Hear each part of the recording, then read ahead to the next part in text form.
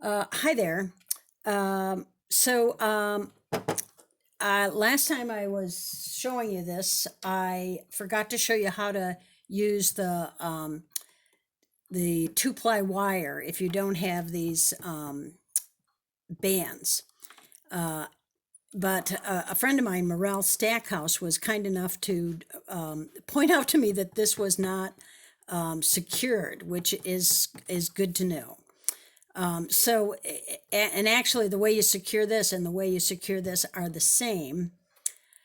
You want to put this elastic down, or not elastic, aluminum down at this stage because it's impossible to do it a different way.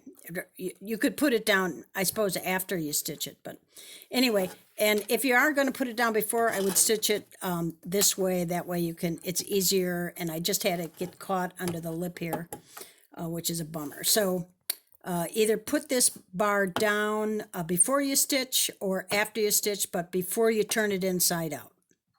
Okay, so now I'm going to turn it inside out. I've already stitched it. I guess I'm turning it right side out, really. And I'm going to use my handy dandy little finger iron. And the problem with the aluminum bar, which has an adhesive on it, is if you try to put it in there afterwards, it's just really hard to get it in place. But so let's pretend that that aluminum thing isn't in there and you're going to be using double wire.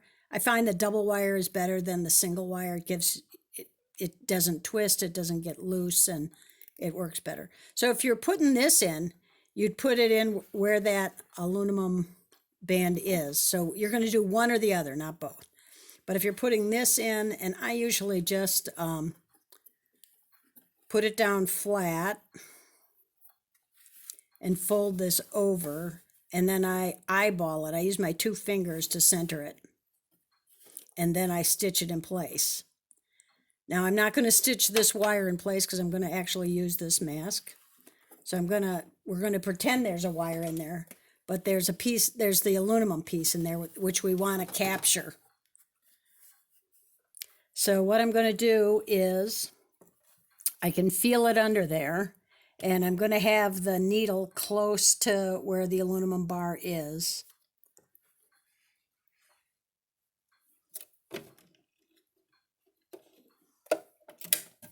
And I'm just going to back stitch to get it to the edge. And I'm going to come forward.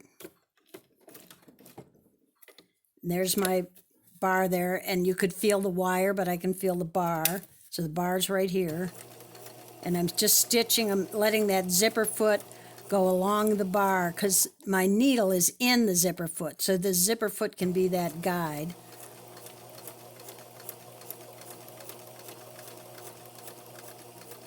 And so you'd be doing the same thing if you had the two-ply wire in there. And I can feel there's the edge of my, one more stitch, I think. I'll get back down there yet. All right, and there's my edge there, so I'm going to come around that. And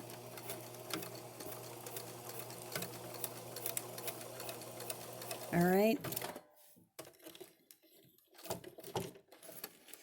And I probably should have used a nicer matching thread, but I didn't. You know, the other one I made at like 9 o'clock at night, I'm really much more coherent at 9 at night than I am in the 9 in the morning. So anyway, so now this is captured. So that you definitely want to do it that way.